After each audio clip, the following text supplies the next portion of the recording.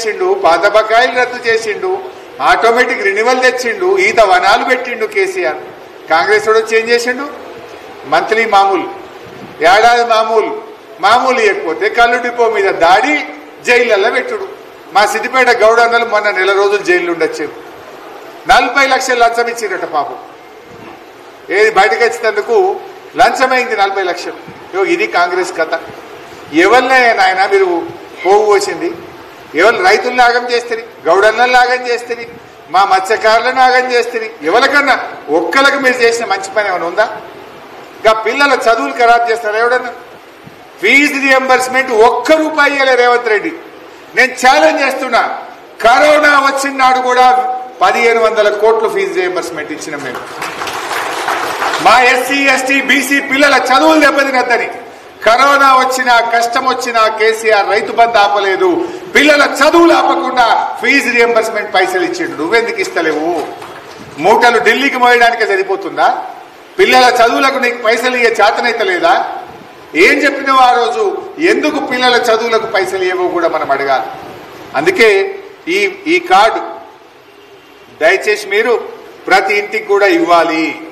ప్రతి ఇంట్లో 100 రోజుల్లో ఇస్తామన్నారు, 700 రోజులైంది, ఇంకా ఇవ్వలేదు కనుక కాంగ్రెస్ పార్టీ బాకీ పడ్డది. కట్టియాలి కదా, 3 నెలల తర్వాత అది కట్టియాలి కదా. మొదటి 3 నెలలు అంటే మీరు పెట్టుకున్నారు, 100 दिन में करते हैं, 100 दिन छोड़ देंगे, 100 दिन के बाद जितना भी पैसा आना है वो गिन के देना पड़ता. तुम లెక్క పెట్టి ఇవ్వాల్సి ఉంటుంది బిడ్డ. నువ్వు ఒక్కొక్క నెలకు 4000 పింఛన్ అంటే 2000 బాకీ పడ్డట్టు. ఇప్పుడు 22 నెలలు, 22 × 2000 అంటే ఎంత? 44,000. రైతు బంధు పోయిన వానకాలం 15,000, పోయిన యాసంగిలో 3 ఎకరాలకు వచ్చింది, మిగతాలకు 15,000. ఇప్పుడు 15,000 బదులు 12 ఇచ్చినవి. లెక్క పెట్టి ఇయ్యద్దా? రుణమాఫీ అయినా అదే ఊరన్నా ఊళ్ళో పూర్తిగా? ఏ ఒక్క ఊర్లోనే అడుగుతున్న కాంగ్రెస్ దమ్ముంటే రాండి భయ, ఏ ఊరికి వస్తారో. మీ ఊరికి పోదామా, మా సిద్దిపేటకు వస్తారా రాండి. ఏ ఒక్క ఊర్లోనన్నా రుణమాఫీ అయిందా? సగం మందికి కూడా రుణమాఫీ కాలే. బీఆర్ఎస్ ప్రభుత్వం మన ప్రభుత్వం 33,000 కోట్ల రూపాయల రుణమాఫీ చేసింది. రేవంత్ రెడ్డి ప్రభుత్వం కేవలం 19,000 కోట్లు మాత్రమే చేసింది.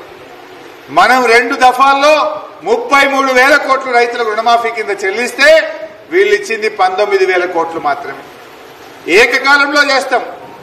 మొదటి సంతకమే రుణమాఫీ అన్నారు. 2 ఏళ్లైనా సగం మంది రైతులకు కూడా రుణమాఫీ కాలి. అరే దేవుళ్ళని కూడా మోసం చేసిండు రేవంత్ రెడ్డి.